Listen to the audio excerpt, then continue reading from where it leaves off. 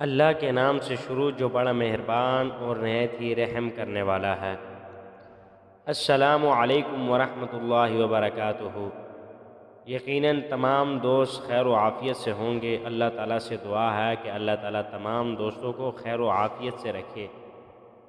آج کی ہماری حدیث حضرت عبداللہ بن عمر بن العاص رضی اللہ تعالی عنہ بیان کرتے ہیں کہ رسول اللہ صلی اللہ علیہ وسلم نے فرمایا، اجنبیوں کو مبارکباد ہو۔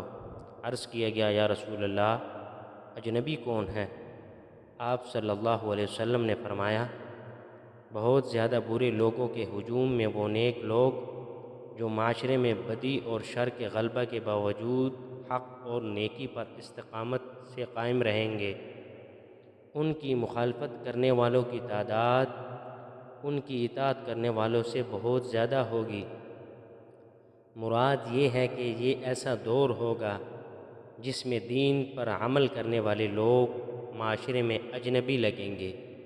اللہ کے رسول صلی اللہ علیہ وسلم نے فرمایا، اللہ اس شخص کو خوش رکھے جس نے میری حدیث کو سن کر یاد رکھا اور اسے دوسروں تک پہنچایا۔ اللہ تعالیٰ سے دعا ہے کہ اللہ تعالیٰ ہمیں ان احادیث مبارکہ پر عمل کرنے کی توفیق عطا فرمائے۔